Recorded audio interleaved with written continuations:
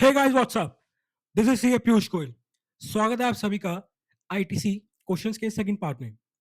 First part में मैंने आप लोगों को 12th क्वेश्चन नंबर तक करवा दिया था एंड मैं 13 क्वेश्चन ऑनवर्ड डिस्कस कर रहा था उस वीडियो में, but due to some technical glitches audio जो है वो रिकॉर्ड नहीं हो पाई थी। बट कोई इशू नहीं है, हम इस वीडियो में इस पार्ट में 13 ऑनवर्ड्स स्टार्ट करेंगे लेक्चर को। तो ठीक है यार, करते हैं शुरू फिर। 13 क्वेश्चन की अगर आप लोग बात करो तो यार उस वीडियो में भी ये जो फर्स्ट पार्ट है उसमें मैं यही समझा रहा था इस क्वेश्चन के रिगार्डिंग कि ये जो क्वेश्चन है 13 नंबर, ये सिमिलर क्वेश्चन है। किससे सिमिलर है? किससे सिमिलर है? 12th question and 11th question से। ठीक है, ये बिल्कुल सिमिलर क्वेश्चन है 11th एंड 12th क्वेश्चन से, मिलता जुलता क्वेश्चन है।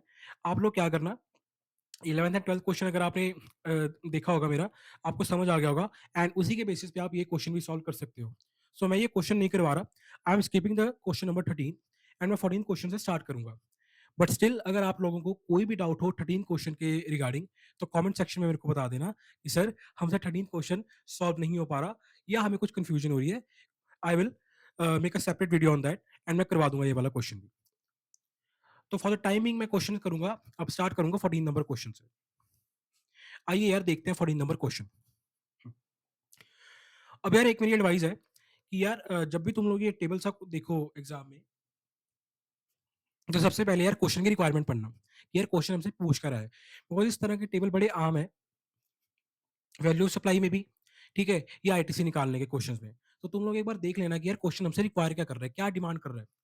सो क्वेश्चन भाई हमसे क्या डिमांड कर रहा है, यार क्वेश्चन कह रहा है determine the amount of ITC that can be availed by Harshgeet private limited for the month of July by giving the necessary explanation for the treatment of various item. ठीक है जी, subject to the information given above, all other conditions necessary for viewing ITC have been fulfilled. सो भाई simple सी बात है, हर्षगीत वाले हैं कोई question में, देखते हैं कौन है। यार क्वेश्चन हमें बेसिकली आईटीसी बता रहा है कि यार आईटीसी कंप्यूट करो कि कितना हर्षगीत वाले आईटीसी ले पाएंगे, कितना वो अवेल कर सकते हैं for the month of July, मेरी जूली दैट इज जुलाई। ठीक है, तो भाई जूली मंथ के लिए हमने ये निकालना है। आइए देखते हैं। Ton ton ton. सो भाई क्वेश्चन क्या कह रहा है यार, Harshgeet private limited is a registered supplier is engaged in the manufacture of textile goods. बहुत अच्छी बात है यार, टेक्सटाइल गुड्स की मैन्युफैक्चरिंग में ये बंदा एंगेज है, ये कंपनी एंगेज है। The company provides the following information pertaining to the purchases made slash services availed by it during the month of July. ठीक है यार, उसने हमें डिटेल दे दी, ठीक है कि यार ये मैंने परचेजेस की हैं और ये मैंने सर्विसेज अवेल की हैं। ठीक है, तो देखते हैं भाई। Raw materials to be received in the month of September. अब भाई मेरी बात सुनो, अर्लियर जो क्वेश्चन मैंने करवाया मैंने उसमें भी डिस्कस किया था। सेक्शन 16 सब सेक्शन 1 जो है, सॉरी सेक्शन 16, जो कि जो सेक्शन 16 की कंडीशंस है वो क्या कहती हैं हमें कि भाई आप आईटीसी तभी ले पाओगे, you can avail the ITC only अगर वो कंडीशंस आपकी सेटिस्फाई हो रही हैं। एंड उसमें एक कंडीशन थी कि भाई आपके पास क्या होना चाहिए, गुड्स रिसीव हो जाने चाहिए। अगर आपके पास गुड्स जो हैं वो रिसीव नहीं हुए, आपके पास गुड्स नहीं है, तब तक आप उनका आईटीसी नहीं ले सकते। समझ पा रहे हो इस बात को? ठीक है, आप अकेला टैक्स इनवॉइस आपके पास आ गया, no worry no doubt, but आप उस टैक्स इनवॉइस के बेसिस पे अकेला आईटीसी नहीं ले पाओगे। आपके पास आपके गोडाउन में, आपकी फैक्ट्री में, आपकी दुकान में वो गुड्स भी पड़े होने चाहिए। ठीक है, अब इस केस में देखो यार, रॉ मटेरियल्स जो है वो है, क्या है raw materials to be received in the month of September. भाई हम तो निकाल रहे हैं सर आईटीसी किस मंथ का, जूली मंथ का। ठीक है सर, आपकी फेवरेट जूली मंथ का हम आईटीसी निकाल रहे हैं। ठीक है, बट हमें यार जो रॉ मटेरियल्स हैं वो रिसीव कब होंगे, सितंबर में। क्वेश्चन यही तो कह रहे हैं सितंबर में रिसीव होंगे। तो क्या हम इसका आईटीसी ले पाएंगे, क्या ये 2,50,000 का हम अवेल कर पाएंगे आईटीसी? आंसर इज नो, नहीं अवेल कर पाएंगे क्योंकि भैया हमारे पास गुड्स ही नहीं है। ठीक है, आई होप क्लियर हो गया होगा। सेकंड पॉइंट क्या कह रहा है, membership of club availed for employees working in the factory. Okay, ये क्या हो गया? हाँ जी, membership of club availed for employees working in the factory not obligated to be provided in any law. ठीक है, अब भाई तुम लोग मेरी बात सुनो, ये जो ट्रांजैक्शन है, ये जो एक्टिविटी है, ये स्पेसिफिकली 17(5) में कवर है। सर 17(5) यार block credit, in eligible credit की जो लिस्ट है वो लंबी सारी। ठीक है, कि यार तो ये उसमें कवर है कि आप इस केस में आईटीसी नहीं ले सकते। अगर एम्प्लॉयर कोई भी मेंबरशिप लेता है क्लब की, ठीक है, अपने एम्प्लॉय के लिए, तो उस केस में आप आईटीसी नहीं ले सकते, राइट? तो यार ये तो सीधी सी बात है, 1,45,000 का आईटीसी भी हमें नहीं मिलेगा। बट एक चीज याद रखना, ये जो लास्ट लाइन है ये क्या लिखी हुई है, not obligated to be provided under any law.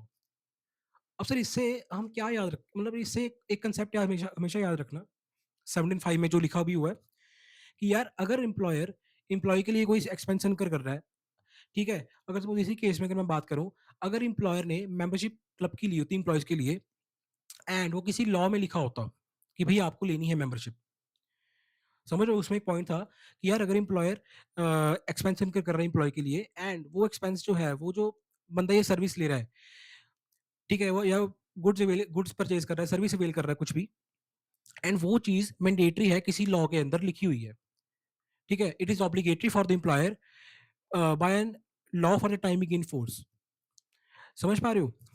तो भाई उस केस में आईटीसी आप ले सकते हो, ठीक है, बिकॉज भाई एम्प्लॉयर अपनी मर्जी से नहीं कर रहा, उसको कोई लॉ कह रहा है, उसको कोई लॉ मैंडेट कर रहा है कि यार तुमको ये करना पड़ेगा, समझ पा रहे हो?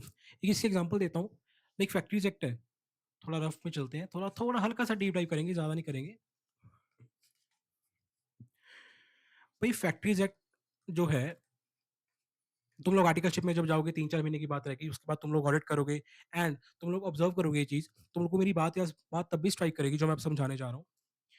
यार फैक्ट्रीज एक्ट क्या कहता है कि भाई अगर तुम्हारे फैक्ट्री में, तुम्हारी ऑर्गेनाइजेशन में एक सर्टेन नंबर से एम्प्लॉयज एक्सीड कर रहे हैं, मेरे को इस टाइम पे नंबर नहीं याद आ रहा वो कितना लिमिट बताता है, ठीक है, लेट सपोज करते हैं कि भाई वो कहता है कि 200 एम्प्लॉयज, ठीक है, तो भाई अगर ये तो जो हमारा एक्ट है वो ये कहता है कि यार मैं सपोज कर रहा हूँ, मेरे को एग्जैक्ट नंबर नहीं याद, ठीक है, तो तुम्हारा एक्ट ये कहता है कि यार अगर तुम्हारे एम्प्लॉयज, तुम्हारे एम्प्लॉयज हैं वो, तुम मोर देन 200 एम्प्लॉयज हैं तुम्हारे, राइट, जो तुमने रिक्रूट किए पड़े हैं वो मोर देन 200 है, तो तुम्हें अपने एम्प्लॉयज के लिए एक कैंटीन बनवानी पड़ेगी, ठीक है, जिसमें तुम्हारे एम्प्लॉयज भाई अपना खाना पीना खा सके, ठीक है, तो वो मैंडेटरी करता है बेसिकली एम्प्लॉयर के लिए, राइट। अब भाई सीधी सी बात है, कैंटीन मतलब F&B, food and beverages, sir but हमने तो पढ़ा है कि 17(5) में F&B के केस में आईटीसी हम ले ही नहीं सकते, ठीक है, बट जो भी कैंटीन में फूड एंड बेवरेजेस आ रहे हैं, तुम उनका आईटीसी ले पाओगे, इस केस में एम्प्लॉयर भाई आईटीसी क्लेम कर सकता है, क्यों? भाई एम्प्लॉयर ने अपनी मर्जी से कैंटीन नहीं खोली, एम्प्लॉयर ने अपनी मर्जी से कोई फूड एंड बेवरेजेस का एक्सपेंस इनकर नहीं किया, उसको कोई शौक नहीं है कि यार एम्प्लॉयज के लिए वो फूड एंड बेवरेजेस अरेंज करे, उनके लिए खाना पीना अरेंज करे, कैंटीन ओपन करवाए, और उसके बाद उसको आईटीसी भी ना मिले। भाई उसको फैक्ट्री जेड मैंडेट करता है कि यार बिकॉज तेरी इंप्लॉइज 200 से ज्यादा एक्सीड करते हैं नंबर ऑफ इंप्लॉइज, तो तेरे को कैंटीन बनवानी पड़ेगी इंप्लॉइज के लिए, उसको एक लॉ है for the time big in force, जो उसको ये एक्ट करने के लिए कह रहा है। सो भाई इस केस में आपको आईटीसी क्या होगा, सर आईटीसी आपको मिल जाएगा, ठीक है। आई होप ये क्लियर हो गया होगा कि भाई अगर एम्प्लॉयर के लिए कोई इस तरह की सर्विस या एक्टिविटी करता है, रुको मैं नीचे लिख देता हूँ, भाई अगर एम्प्लॉयर एम्प्लॉय के लिए कोई इस तरह की सर्विस या फिर एक्टिविटी करता है, ठीक है, under any law, like which is obligatory, ठीक है, which is obligatory under any law, actually उसको लॉ मैंडेट करता है कि तुम करना पड़ेगा, ठीक है, under any law for the time big in force, तो भाई उस केस में आप आईटीसी आपको मिल जाएगा, एम्प्लॉयर को उस केस में आईटीसी मिलेगा, उस केस में वो ब्लॉक नहीं रहेगा, ऑल दो इट वॉज ब्लॉक्ड, वो एक्टिविटी ब्लॉक थी, जैसे मैंने समझाया कि F&B के केस में आपको आईटीसी नहीं मिल रहा, राइट, बट भाई एम्प्लॉयर कह रहा है कि यार मेरे को तो फैक्ट्री सेट कह रहा है कि तेरे को कैंटीन बनवा के देनी पड़ेगी, तो भाई मैं जो भी काम कर रहा हूँ वो under the purview of law कर रहा हूँ, लॉ कहता है दैट्स व्हाई मेरे को करना पड़ रहा है, तो भाई आईटीसी मेरे को मिल जाएगा इस केस में। आई होप ये क्लियर होगा। मैंने बड़ा डीप में समझाया, बड़ा लाइक क्वेश्चन हमारा नहीं था, क्वेश्चन भी यहाँ पे खत्म होता था कि मेंबरशिप ऑफ क्लब है, ठीक है, बात खत्म थी, बट स्टिल मेरे को था कि थोड़ा मैं कंसेप्ट डीप डाइव करके आपको समझा दूं, ताकि यार आपको पिक्चर क्लियर हो जाए बिल्कुल ही, एग्जाम में क्या पता वो लिख दे कि obligatory to be provided in law, तो भी उस केस में आईटीसी मिलेगा। अगर यहाँ पे लिख देता, ये नॉट वर्ड ना होता ना, अगर लिख देता obligatory to be provided under any law, तो भाई ये आईटीसी हमको मिल जाता, ठीक है। आई होप ये वाला पॉइंट भी क्लियर हो गया होगा। चलते हैं थर्ड पॉइंट पे। Inputs to be received in 5 lots out of which third lot was received during the month. भाई सिंपल सी बात है, सेक्शन 16 की कंडीशंस स्पेसिफाई करती हैं in case of lots. Lots के बारे में भी वो सेक्शन 16 बात करता है हमारा। वो क्या कहता है कि भाई अगर आपको जो गुड्स हैं वो इन लॉट्स में रिसीव होने हैं, इंस्टॉलमेंट्स में आपको गुड्स की डिलीवरी हो रही है, राइट? पहला लॉट आ गया, दूसरा लॉट आ गया, तीसरा लॉट आ गया, तो भाई मेरे आईटीसी तुम कब ले पाओगे? You can only avail ITC on the receipt of last installment. जब तुम्हारे पास लास्ट लॉट आ जाएगा, जब तुम्हारे पास last installment of goods receive हो जाएगी, only then you can avail ITC. ठीक है, ये कहता है हमारा सेक्शन 16। ठीक है मेरे भाई, तो भाई इस केस में मेरी बात सुनो, टोटल लॉट्स हैं 5, बट हमारे मंथ में, हमारे ड्यूरिंग द मंथ, हमारे जूलाई मंथ में सिर्फ थर्ड लॉट आया। तो क्या हमारे पास पूरे के पूरे लॉट आ गए? हमारे पास पूरे के पूरे लॉट्स आ चुके हैं? Answer is no. तो क्या इस केस में हम आईटीसी अवेल कर पाएंगे 80,000 का? Answer is no. I hope ये भी आपको क्लियर हो गया होगा। चलते हैं अपने नेक्स्ट पॉइंट की तरफ। Trucks use for transport of raw material. Sir truck motor vehicle है जी, और हमको तो आपने पढ़ाया पार्ट 1 में कि मोटर व्हीकल केस में आईटीसी नहीं मिलेगा। तो सर इस केस में भी ये 40,000 का आईटीसी नहीं मिलेगा। वही बस वही बात है ना, ध्यान से तुम लोग सुनते नहीं हो कॉन्सेप्ट को, आगे आगे बढ़ते रहते हो। ध्यान से सुनो मैंने क्या पढ़ाया था। Motor vehicle designed for transportation of passengers.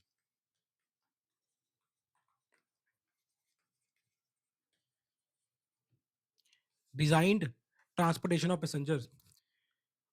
ओ यार वो मोटर व्हीकल्स जो कि डिजाइन है किसके लिए? ट्रांसपोर्टेशन ऑफ पैसेंजर्स के लिए। जैसे तुम्हारी कार हो गई, तुम्हारी एक्सयूवी होगी, सेडान हो गई, समझ पा रहे हो? या जो मिनी वैन्स होती हैं जिनकी सीटिंग कैपेसिटी 13% से कम 13% तक होती है, अप टू 13% होती है। वो भाई वो मोटर व्हीकल जिनमें बेसिकली जो जिसका हम यूज क्या करते हैं, फॉरवर्ड ट्रांसपोर्टेशन, समझ पा रहे हो, आने जाने के लिए, ना कि गुड्स की ट्रांसपोर्ट के लिए। ITC is blocked in case of transportation of passenger वाली मोटर व्हीकल्स, ना कि in case of the motor vehicles which are design for transportation of raw material और गुड्स। माल को ढोने के लिए भैया जो मोटर व्हीकल्स यूज कर रहे हैं उसके इसमें आईटीसी ब्लॉक नहीं है। अगर तुमने सेक्शन ऊपर ऊपर से पढ़ा है वो 17.5, तो भाई तुम इस केस में गलत कर दोगे। मैं तभी कहता हूँ always study with logic, always study conceptually. हर चीज को भाई फंडामेंटल स्ट्रॉन्ग करके चलो, एक एक चीज को डिटेल में पढ़ो। तुम चार्टर्ड अकाउंटेंट बनने जा रहे हो, तुम ऊपर ऊपर से मत पढ़ो। कल को तुमने रियल वर्ल्ड में जाके यार एडवाइस देना क्लाइंट्स को, समझ पा रहे हो इस चीज को? अब कल को क्या भाई 3-4 महीने की बात रहेगी, आर्टिकलशिप में जाओगे, ऑडिट करोगे, एडवाइस करोगे क्लाइंट्स को, समझ पा रहे हो? एंड गाइज मैंने ये चीजें सब प्रैक्टिकली देखी हुई आर्टिकलशिप में अपनी। I have seen all these things in articleship कि भाई ऐसा होता है। मैं अपने टाइम की बात कर रहा हूँ जो मैंने आर्टिकलशिप की थी। तो यार जो ट्रक है वो ट्रांसपोर्ट ऑफ रॉ मटेरियल के लिए हम यूज कर रहे हैं, सीधी सी बात है, इसमें कोई ट्रांसपोर्टेशन ऑफ पैसेंजर्स नहीं हो रहा। भाई ट्रक, सीधी सी बात है, ट्रक का डिजाइन क्या होता है? ट्रक किस लिए बनता है? माल को ढोने के लिए। रॉ मटेरियल्स हो गए, गुड्स हो गए, अपने गुड्स सामान को ढोने के लिए जो तुम्हारी इन्वेंट्री है, उसमें कोई पैसेंजर ट्रांसपोर्टेशन थोड़ी ना हम कर रहे हैं। सो भाई इस केस में यार मेरे ये आईटीसी हमें मिल जाएगा 40,000 का। आई होप तुम्हें इसका कंसेप्ट क्लियर हो गया होगा। हाँ सर हो गया, नेक्स्ट करवा दो। Fifth question, sorry fifth point. Capital goods out of 3 items, invoice for 2 items is missing and GST paid on those items is 80,000। भाई सीधी सी बात है यार, 16 सेक्शन क्या कहता है कंडीशंस कि यार तुम लाइक मैंने फर्स्ट पॉइंट में भी, ये जो मैंने फर्स्ट पॉइंट करवाया इसमें भी क्लियर किया था कि आपके पास आप तभी आईटीसी ले सकते हो अगर आपके पास क्या है, गुड्स भी पड़े हैं एंड सेकेंडली आपके पास पोजेशन है किसका? वैलिड टैक्स पेइंग डॉक्यूमेंट का। आपके पास भाई सिंपल, अगर मैं सिंपल भाषा में कहूँ, आपके पास भाई बिल भी है टैक्स इनवॉइस जो होता है अपना, एंड आपके पास गुड्स भी पड़े हैं, आपके पास गुड्स की पोजेशन भी है, only then you can avail the ITC. और फिफ्थ पॉइंट में क्या हो रहा है? ये भाई सीधी सी बात है, कैपिटल गुड्स मंगवाए हमने, 3 आइटम्स थी, ठीक है, सपोज 3 मशीनरी हमने मंगवाई, ठीक है। अब भाई 2 का हमारे पास इनवॉइस नहीं है, इनवॉइस मिसिंग है 2 आइटम्स का, और इनके ऊपर जीएसटी कितना बनता है? 80,000 का। ठीक है, टोटल जीएसटी यार कितना है? 1,50,000 का जीएसटी हमने पे किया उन तीनों आइटमों के ऊपर। बट 2 आइटम्स का इनवॉइस हमारे पास नहीं है। एंड यार जब तक तुम्हारे पास पोज़ेशन नहीं होती किस चीज़ की, वैलिड टैक्स पेइंग डॉक्यूमेंट की, तुम्हारे पास इनवॉइस नहीं आ जाता, क्या तुम आईटीसी अवेल कर पाओगे? आंसर इज़ सर नहीं। हम सर नहीं अवेल कर सकते आईटीसी। ठीक है ना? तो यार इस केस में 80,000 का जो आईटीसी है, क्या तुम वो क्लेम कर पाओगे? Answer is no. यानी कि 1,50,000 माइनस 80,000 व्हिच कम्स टू 70,000। इस केस में सिर्फ हम 70,000 का आईटीसी ले सकते हैं, जिसका हमारे पास इनवॉइस है। समझ पा रहे हो? तो यार इस केस की अगर मैं पूरे क्वेश्चन की बात करूँ तो हमारा आईटीसी टोटल कितना हो गया? तो भाई जूली मंथ के लिए हमारा आईटीसी कितना अवेल कर सकते हैं हमारी हर्षगीत वाले, जो हमारा क्वेश्चन की रिक्वायरमेंट थी। ठीक है? Amount of ITC that can be availed. 40,000 ये था, 70,000 ये है। Answer comes to 1,10,000। तो भाई इस केस में हम 1,10,000 का आईटीसी क्या कर सकते हैं? अवेल कर सकते हैं। आई होप ये पूरा का पूरा क्वेश्चन तुम लोगों को क्रिस्टल क्लियर हो गया होगा, एकदम क्लियर हो गया होगा। ठीक है? सर एक बार एक बार आंसर मैच करवा रहा हूँ भाई, कहाँ भरोसा करती हो यार तुम लोग मेरे पे? सर गलत करे कर सर, गलत करे गलत भाई। अब तो इतने क्वेश्चन करवा चुका, इतनी वीडियोस, इतनी क्लासेस करवा चुका अलग अलग चैप्टर्स की, अब तो भरोसा कर लो। 40 70 1,10,000। रीजनिंग वही है जो मैंने आपको एक्सप्लेन की है ईच एंड एवरी पार्ट में। चाहो गो थ्रू कर लेना इफ यू वांट। बाकी मैंने तो सारा एक्सप्लेन कर ही दिया, इंटरनेट ज्यादा ही किया एक्सप्लेन। ओके, चलते हैं अपने नेक्स्ट क्वेश्चन की तरफ। Question number 15। क्या कह रहे हैं क्वेश्चन नंबर 15? फिर से हम सबसे पहले क्या करेंगे, टेबल वाला क्वेश्चन है, रिक्वायरमेंट पढ़ेंगे। Determine the amount of ITC. Simple सी बात है भाई, जैसे ऊपर वाले क्वेश्चन में किया, आईटीसी की अमाउंट निकाल रहे हैं, कितना हम अवेल कर सकते हैं, कितना हमारे जमकू जी अवेल कर सकते हैं, जो हमारे क्वेश्चन में बेसिकली पार्टी होगी। ठीक है? फॉर द मंथ ऑफ अक्टूबर। पहले वाले क्वेश्चन में जुलाई मंथ के लिए निकाल रहा था, इस वाले क्वेश्चन में मैंने क्या निकालना है, अक्टूबर के लिए। सेम क्वेश्चन है, लाइक पॉइंट्स अलग अलग होंगे माइट बी, बट क्वेश्चन की रिक्वायरमेंट सेम है। आइए देखते हैं। Jamco limited registered person is engaged in the business of spices. क्या बात है भाई, मसालों का काम कर रहे हैं जमकू जी, क्या बात है। It provides following details in relation to GST paid on inward supplies procured by it during the month of October. ठीक है सर, ये कुछ डिटेल्स देनी जमकू जी ने कि यार अक्टूबर के मंथ में ये मेरी इनवर्ट सप्लाईज हैं, ये मैंने परचेजेस किए हैं, ये मैंने सर्विसेज अवेल किए हैं। आइए देखते हैं। Raw spices purchase. ठीक है? Raw spices sold to customers 50,000। Raw spices used for personal use of directors. क्या बात। भाई सीधी सी बात है, जमकू जी के जो डायरेक्टर्स हैं वो कहते हैं भाई इतनी सारी स्पाइसेस अपने गोडाउन में आ रही हैं। ठीक है? क्या फर्क पड़ता है अगर दो तीन डिब्बियां स्पाइसेस की, दो तीन डिब्बियां मसालों की हम अपने घर ले जाएं, हम खुद यूज कर लें यार। ठीक है? तो भाई क्वेश्चन में यही हो रहा है, 50,000 का जो हमारा आईटीसी है, उतनी उसके जो रॉ स्पाइसेस हैं वो हमने किए कस्टमर्स को सोल्ड, यानी कि ये तो हो गया हमारा बिजनेस पर्पस। और 20,000 का भाई डायरेक्टर्स का मन थोड़ा विचलित हुआ, वो कहते हैं हम लेके जाएंगे, वो कर लिए पर्सनल यूज। और आप तो भली भांति जानते हो कि भाई पर्सनल यूज के लिए अगर तुम कुछ भी कर रहे हो तो उस केस में तुम आईटीसी नहीं ले सकते। तो यानी कि यार इस केस में आईटीसी में कितनी अमाउंट का मिलेगा, ओनली एंड ओनली 50,000। 20 को काट ही दो, कंफ्यूज ना हो। 50,000 का हमें आईटीसी मिल जाएगा अकेला। आई होप ये क्लियर हो गया होगा, इसमें कुछ ज्यादा एक्सप्लेन करने वाला था ही नहीं। Second point, electric machinery purchase for being used in the manufacturing process. ITC भाई मिल जाएगा, कोई दो राय नहीं है। भाई सीधी सी बात है, मशीनरी परचेज की है जो कि हमारे बिजनेस में काम आएगी, जो कि हमारे मैन्युफैक्चरिंग के प्रोसेस में काम आ रही है, हमारे बिजनेस में काम आ रही है।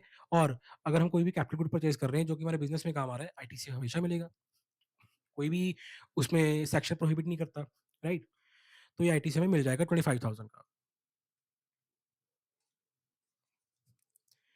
Then a 6 seater motor vehicle use for transportation of employees. भाई सीधी सी बात है, इसका पूरा डिटेल लॉजिक मोटर व्हीकल वाले का मैं पार्ट 1 में एक्सप्लेन कर चुका हूँ। मैंने वहां पे अच्छी तरह एक्सप्लेन किया आपको, इनफैक्ट बहुत ज्यादा एक्सप्लेन किया है कि क्या लॉजिक है, क्यों ये आईटीसी क्लेम कर सकती है मोटर व्हीकल के केस में, क्या कंसेप्ट है, क्या फंडामेंटल है इसके बिहाइंड। ठीक है? तो आप लोगों को क्लियर हो गया होगा कि भाई मोटर व्हीकल है। ठीक है? सीटिंग कैपेसिटी कितनी है, अप टू 13% है।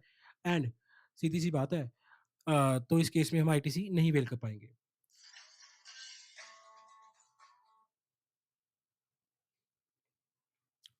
Just a second guys. So guys, हम थे थर्ड पॉइंट के ऊपर। मैं थर्ड पॉइंट में आपको ये समझा रहा था यार कि यार मोटर व्हीकल का जो है अपना केस, वो मैंने बहुत डिटेल में डिस्कस किया है पार्ट वन में, आईटीसी वाले क्वेश्चन वाली वीडियो में। पार्ट वन में आप लोग इसको रेफर कर सकते हो। मैंने बहुत डिटेल में लॉजिक समझाया, फंडामेंटल समझाया कि यार क्यों हम मोटर व्हीकल के केस में, एम्प्लॉयज की ट्रांसपोर्टेशन के केस में हम आईटीसी अवेल नहीं कर सकते। ठीक है, आप एक बार वहां रेफर कर लेना। सो यार, सीधी सी बात है, इस केस में आईटीसी हमें 55,000 का नहीं मिलेगा।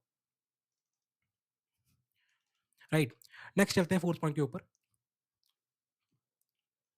Payment made to contractor for construction of staff quarters. अब यार इस केस में ये न्यू पॉइंट है, थोड़ा इसको एक्सप्लेन करता हूँ। भाई 17.5 हमें क्या कहता है?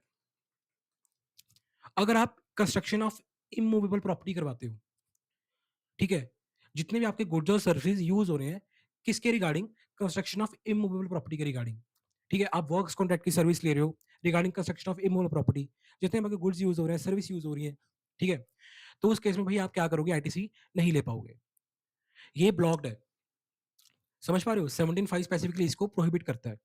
वर्क्स कॉन्ट्रैक्ट्स के केस में अगर आप कंस्ट्रक्शन सर्विस ले रहे हो, किसके केस में? इमूवेबल प्रॉपर्टी कंस्ट्रक्ट करवा रहे हो, उसके केस में आप आईटीसी नहीं ले सकते। यही तो हो रहा है हमारे केस में। Payment made to contractor for construction of staff quarters. भैया, स्टाफ क्वार्टर क्या है? इमूवेबल प्रॉपर्टी है। कॉन्ट्रैक्टर की तुम सर्विस ले रहे हो, ठीक है, कॉन्ट्रैक्टर की सर्विस ले रहे हो यार, यानी कि तुम बेसिकली कॉन्ट्रैक्टर कर क्या रहा है? कंस्ट्रक्शन करवा रहा है तुम्हारे बिहाफ पे, ठीक है। तो यार इस केस में क्या होगा? आईटीसी नहीं ले पाओगे। यानी कि ये आईटीसी में हमें नहीं मिलेगा 1,25,000 वाला। तो यार अगर इस केस की मैं बात करूं, टोटल आईटीसी कितना है इस क्वेश्चन का? 50 पहले था, 25 बाद में था, एग्रीगेट कम्स टू 75,000। 75,000 का भाई मेरे आईटीसी तुम ले सकते हो, ठीक है। एक बार आंसर तुम लोगों को मैं चेक करवाना चाहूंगा। तुम लोगों को सेटिस्फेक्शन नहीं होती जब तक आंसर चेक ना करवा दो। आई होप क्लियर हो गया होगा, आंसर भी हमारा मैच करता है, रीजनिंग वही है मेरे भाई मेरी बहनों, जो तुम लोगों को मैंने एक्सप्लेन किया है। चलते हैं अपने नेक्स्ट क्वेश्चन की तरफ।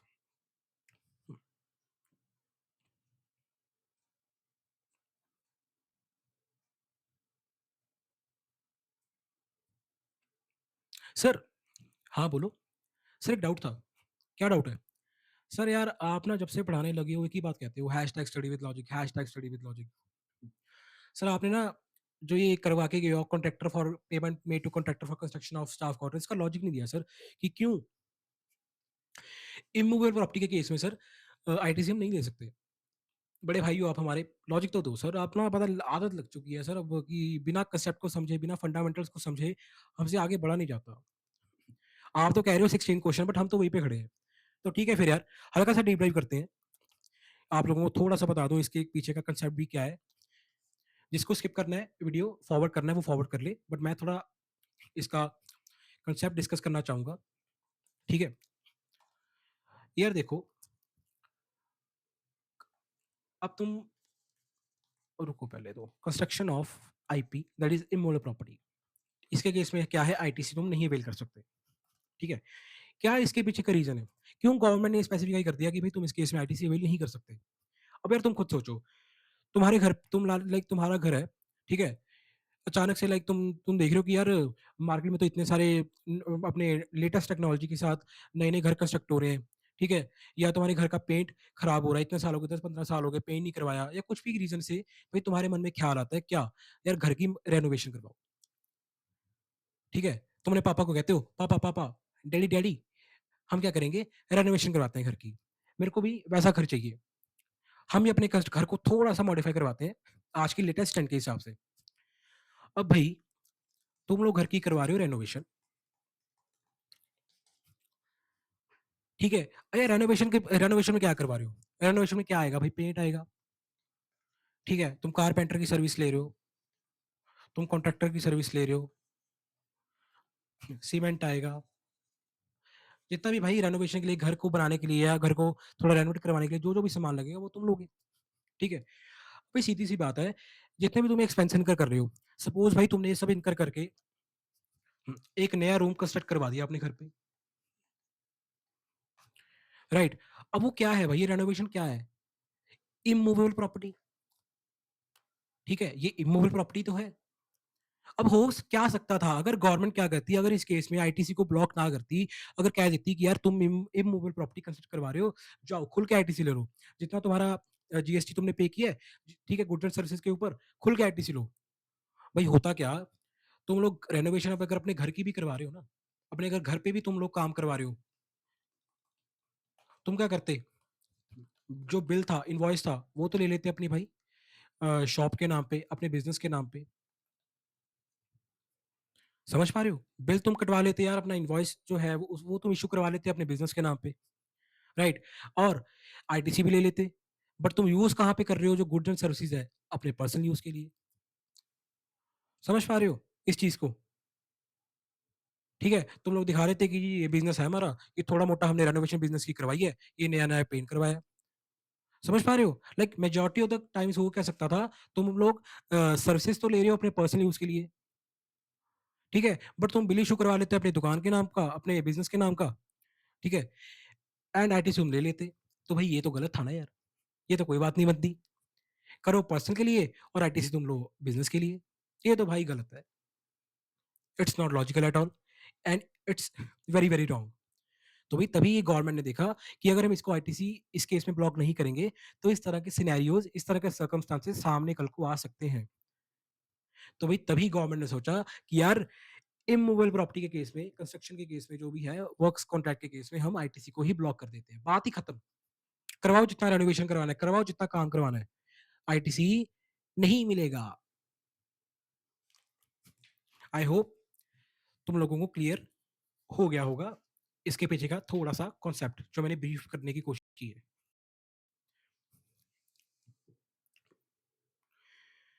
ठीक है, चलते हैं नेक्स्ट क्वेश्चन की तरफ। 16 क्वेश्चन, डीना लिमिटेड। क्या कह रहा है डीना लिमिटेड वाला क्वेश्चन, आईटीसी को डिटरमिन करना है कितना हम अवेल कर सकते हैं, ठीक है, for the month of March. Same requirement है जो हमने ऊपर दो क्वेश्चन किए। आइए देखते हैं क्या कह रहा है। फिर डीना लिमिटेड है, a registered supplier from Maharashtra is engaged in the manufacture of passenger autos। ठीक है भाई, हमारी डीना लिमिटेड जी है, ये क्या कर रही है, पैसेंजर ऑटोज को मैन्युफैक्चर कर रही है। Okay, the company provide the following details of the invert supplies, purchases जो भी किए, सर्विसेज जो भी लिए, उसकी डिटेल दे दी। आओ देखें आईटीसी किन किन में मिलेगा, किन किन में नहीं मिलेगा। Purchase of iron which is used as a raw material, goods were received in two lots, first in March, second in April. भाई सीधी सी बात है, सेम पॉइंट मैंने ऊपर डिस्कस किया क्वेश्चन में, ठीक है, कि लॉट्स के केस में आप आईटीसी तभी ले सकते हो on the seat of last lot, जब आपके पास लास्ट लॉट भी आपको रिसीव हो जाएगा, ठीक है। तो भाई हम तो निकाल रहे हैं सर आईटीसी किसके मंथ का, मार्च मंथ का। अब बट हमें जो सेकंड लॉट है वो कब रिसीव हुआ है, अप्रैल में। तो क्या आईटीसी मिल पाएगा, आंसर इज न्यो न्यो न्यो न्यो न्यो न्यो न्यो न्यो न्यो न्यो न्यो न्यो न्यो न्यो न्यो न्यो। नहीं मिल पाएगा, कोई डाउट होना नहीं चाहिए इसमें। Second point, purchase of accessories which were delivered directly to the dealers of the company on the direction of dealer limited. अब यार सीधी सी बात है भाई, ये जो है केस, ये वाला जो तुम ये केस देख रहे हो पार्ट 2 का, ये किसकी तरफ इशारा कर रहा है, purchase of accessories, accessories purchase की तुमने, but which were delivered to the dealers of the company, company को डिलीवर नहीं हुआ, कंपनी के डीलर्स को डिलीवर हुआ। यानी कि भाई BTST, bill to ship to, bill तुम्हें शिप तुम्हें। समझ पा रहे हो, बिल तुम्हें शिप तुम्हें, प्यार उससे भी, प्यार तुमसे भी। नहीं नहीं गलत हो गया, बिल टू शिप टू का मतलब क्या है, बिल टू शिप टू, प्यार उससे पर बातें भी, बातें उससे, कहने को प्यार उससे कर रहे हो और बातें उससे कर रहे हो। समझ पा रहे हो, ये है बिल टू शिप टू। तो भाई बिल टू शिप टू के, बिल टू शिप टू का सिनेरियो मैंने ऊपर वाले क्वेश्चन में भी डिस्कस किया है कि यार बिल टू शिप टू के केस में क्या होगा, जो है अपना आईटीसी तुम ले सकते हो। अब इसमें दिक्कत क्या थी, बेसिकली होता क्या है कि यार देखो, तुमने गुड्स, तुमने ऑर्डर प्लेस किया, राइट, बट तुमने क्या किया, डिलीवरी कहीं और करवा दी। अब इस केस में होगा क्या, इनवॉइस तो तुम्हारे पास आ जाएगा, टैक्स इनवॉइस तुम्हारे पास है, इनवॉइस तुम्हारे पास है, बट तुम्हारे पास पोजेशन नहीं है गुड्स का। एंड सर सेक्शन 16 तो यही कहता है कि आपके पास अगर आईटीसी, आपको अगर आईटीसी लेना है तो आपके पास गुड्स का पोजेशन भी हो एंड वैलिड टैक्स, अपना जो इनवॉइस है वो भी हो, डॉक्यूमेंट भी होना चाहिए, इनवॉइस भी होना चाहिए एंड गुड्स भी होना चाहिए। बट इस केस में गवर्नमेंट ने स्पेसिफाई क्लैरी किया, गवर्नमेंट ने स्पेसिफाई किया कि यार बिल्ड टू शिप टू के केस में आप आईटीसी ले सकते हो, ऑल्दो आपके पास गुड्स नहीं है, because it's a genuine case. ठीक है ना, it's a genuine case. Build to ship to को अगर मैंने थोड़ा डिटेल में डिस्कस किया है प्लेस ऑफ सप्लाई वाले चैप्टर में, अगर आप चाहो तो उसको रेफर कर सकते हो, मैं उसका आई बटन में लिंक भी प्रोवाइड कर दूंगा। तो यार ये हमें आईटीसी मिल जाएगा बिल्ड टू शिप टू का, राइट। चलते हैं थर्ड पॉइंट की तरफ। Purchase of bus seating capacity of 15 for the transportation of employees from the residence to company and back. अब भाई सीधी सी बात है, बस क्या है, मोटर व्हीकल है, सीटिंग कैपेसिटी कितनी है, मोर देन 13% है सर। यूज किस में हो रही है, बिजनेस में, एम्प्लॉइज को ट्रांसपोर्ट करने के लिए उनके घर से ऑफिस, ऑफिस से घर। आईटीसी मिलना चाहिए, 100% मिलेगा सर। मोटर व्हीकल है, ओके, बट सीटिंग कैपेसिटी कितनी है, एक्सीडिंग 13% है सर। एंड यूज केस क्या है, बिजनेस में एम्प्लॉयज के लिए ट्रांसपोर्ट फैसिलिटी प्रोवाइड कर रही है ये बस, आईटीसी मिल जाएगा। General insurance taken on a car, seating capacity of 5 used by executives of the company for official purposes. अभी सीधी सी बात है, इस केस में आईटीसी हमें नहीं मिलेगा 5200 का। सर क्यों नहीं मिलेगा भाई, motor vehicle approved seating capacity of not more than 13%, ITC हम नहीं ले सकते। अभी इस केस में सीटिंग कैपेसिटी कार की कितनी है, 5, यानी कि भाई तुम कार का तो आईटीसी नहीं ले सकते, प्रोहिबिट है सेक्शन 17 सबसेक्शन 5 में। 17 सबसेक्शन 5 मोटर व्हीकल वाला जहां पॉइंट खत्म होता है, उसके बाद इमीडिएटली पॉइंट क्या आता है कि यार अगर तुम्हें मोटर व्हीकल का आईटीसी नहीं मिल रहा, तो उस केस में, तो अगर तुम रिपेयर मेंटेनेंस की सर्विस लेते हो या इंश्योरेंस की सर्विस भी लेते हो मोटर व्हीकल के केस में, तो तुम्हें आईटीसी उसका भी नहीं मिलेगा। याद आया कुछ, दिमाग की घंटी बजी। तो भाई 17.5 इसमें भी प्रोहिबिट करता है आईटीसी लेने को। कार का आईटीसी नहीं मिल रहा तो भाई इंश्योरेंस का कहां से मिल जाएगा, कार के इंश्योरेंस का आईटीसी कहां से ले लोगे जब कार का आईटीसी नहीं मिल रहा। तो 5200 सर नहीं ले सकते हम। यानी कि यार अगर टोटल आईटीसी की मैं इस केस में बात करूं, तो कितना ले सकते हो, 90 प्लस 1,97,000। एक मिनट, एक मिनट, एक मिनट, एक minute, wait wait wait wait wait wait wait wait wait, नहीं ठीक है, ठीक है, बस इनका टोटल कर लो, 1,97,000 प्लस 90,000, मेरे को लगा हम कुछ ऊपर मिस कर गए एक पॉइंट। 90,000 कितना आ गया, 2,87,000। एक बार आपको आंसर को थ्रू करवा देता हूँ आईसीए का। 16 क्वेश्चन 2,87,000 है सर, जो कि है बिल्कुल सही, बिल्कुल सही आंसर है। लॉजिक्स क्लियर होंगे आप तो आपको आई थिंक समझ आ गया होगा यार किस तरह हो रहे हैं क्वेश्चन से। आई थिंक 3 क्वेश्चन हम यार कर चुके हैं कॉम्पिटिटिव आईटीसी वेलमेंट के। अब तो थोड़ा कॉन्फिडेंस भी बिल्डअप होना स्टार्ट हो गया होगा कि यार हाँ, आप कॉन्फिडेंस सर हमें आ रहा है, ठीक है। अब तुम्हें थोड़ा इजी लगने लग गया होगा कि यार हाँ, ये क्वेश्चन इतने भी मुश्किल नहीं है जितना हम सोचते थे, जितना हमारा बेसिकली ओपिनियन था कि यार हमसे आईटीसी ना हो पाएगा, हम तो छोड़ के जा रहे हैं, हमको नहीं समझ आता है 17.5 ब्लॉक क्रेडिट, ठीक है, हमको नहीं समझ आता है ये चैप्टर। आई थिंक अब आपको इजी लगना स्टार्ट हो गया होगा, ठीक है। बिकॉज क्वेश्चंस मैंने बहुत जितना इजी कर सकता था मैक्स टू मैक्स उतना मैंने इजी करने की क्वेश्चंस को कोशिश की है, एक एक चीज का आपको लॉजिक दी है, ठीक है। इनफैक्ट एक और चीज बताता हूँ, ये जो परचेज ऑफ बस वाला पॉइंट है ना, ये वाला थर्ड पॉइंट जो हमने डिस्कस किया है, कंप्लीटली मैंने पार्ट 1 आईटीसी वाले जो आईटीसी का क्वेश्चन था उसके पार्ट 1 में एक्सप्लेन किया है, इसको कंप्लीटली एक्सप्लेन किया है, पूरा का पूरा अच्छी तरह से एक्सप्लेन किया है, इस पॉइंट को भी ऊपर, इस पॉइंट का लॉजिक।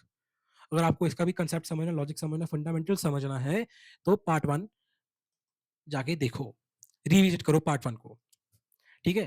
कंप्लीटली कंसेप्ट के साथ समझा रहा हूँ, क्वेश्चंस करवाने को मैं क्वेश्चन सिंपल कह देता कि यार 75 में ब्लॉक्ड है, चल आगे चल, नहीं ले सकते, कि यार 16.1 मना करता है, 16.2 मना करता है, कंडीशन में लिखा नहीं हुआ, चल आगे चलो।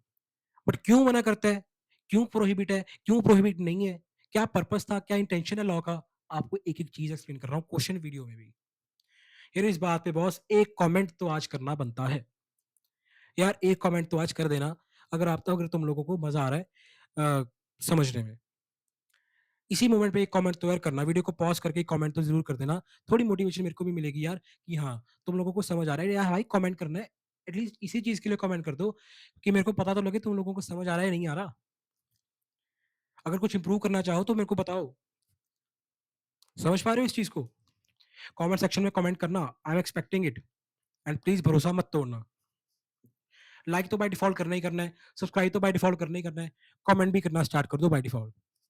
चलिए इसी बात पे, इसी खुशी पे 17th क्वेश्चन करते हैं स्टार्ट। क्या कहता है 17th question? Examine the availability of ITC with comfortable private limited in respect of IT engineering services received by it from Hi-Fi Infotech Private Limited. Okay, availability of ITC बताना है कि यार क्या ITC avail basically ITC avail कर पाएगी comfortable private limited in respect of engineering services, जो उन्होंने किससे लिए? हाई-फाई वालों से। अब देखना क्वेश्चन को पढ़ना पड़ेगा पूरा का पूरा देखने के लिए, ऐसे तो नहीं पता लगेगा। क्या कहता है question sir? Comfortable private limited is registered GST in the state of Orissa. अच्छी बात है भाई, उड़ीसा की स्टेट में रजिस्टर्ड है। It is engage in the business of manufacturing of iron and steel products. ठीक है भाई, आयरन एंड स्टील प्रोडक्ट्स की मैन्युफैक्चरिंग करते हैं, उनका इनका बिजनेस है। It has received IT engineering services from Hifi Infotech private limited. ठीक है जी, नॉर्मल सी बात है, इंजीनियरिंग सर्विसेज ली है हाईफाई वालों से, ठीक है। फॉर रुपीज 11 लाख, वैल्यू बता दी कितनी है जी? 11 लाख की वैल्यू है सर्विसेज की। एक्सक्लूडिंग जीएसटी एट रेट 18%, यानी कि भाई 11 लाख की हमारी सर्विस है, इसके अंदर जीएसटी इंक्लूडेड नहीं है, यानी कि ये क्या होगी? हमारी वैल्यू ऑफ सप्लाई। अगर मैं टेक्निकल लैंग्वेज में बात करूं, ये हमारी वैल्यू ऑफ सप्लाई है, ठीक है। इसके ऊपर 18% जीएसटी लगेगा और उसके बाद हमें टोटल इनवॉइस की वैल्यू आएगी, जो भी आएगी, ठीक है। ओके, अच्छा सर्विसेज अवेल कब की है? 28 अक्टूबर को, 28 अक्टूबर को, ठीक है। चलते हैं आगे। Invoice for service render was issued on 5 नवंबर, ठीक है जी।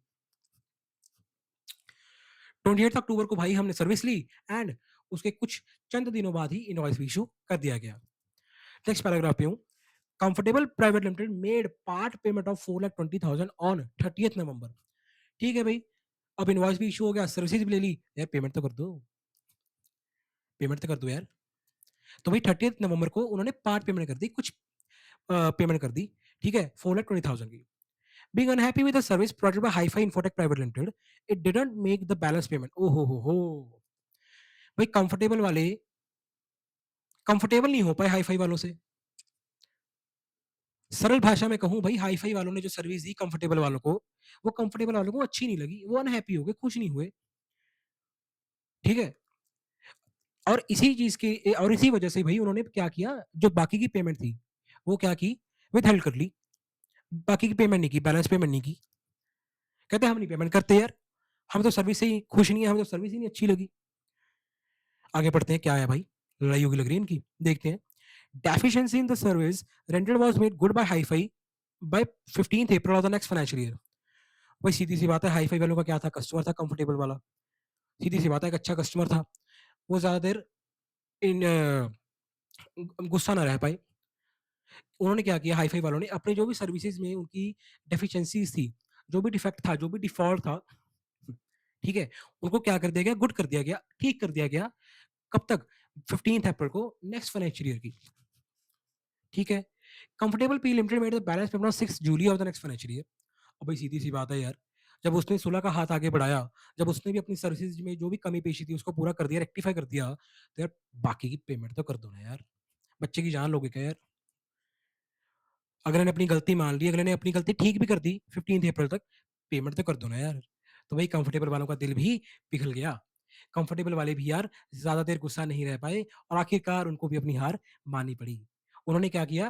पेमेंट कर दी 6 जुलाई को। क्या बात है, जूली फिर से आ गई। 6 जुलाई को यार उन्होंने पेमेंट कर दी। सर क्वेश्चन ने इतनी भूमिका तो दे दी, बट सर समझ सा नहीं आ रहा है यार कि क्वेश्चन क्या कहना चाह रहा है, किसकी तरफ इशारा कर रहा है सर, किस दिशा में जाए, किस दिशा में जाए सर? अब यार मेरी बात सुनो,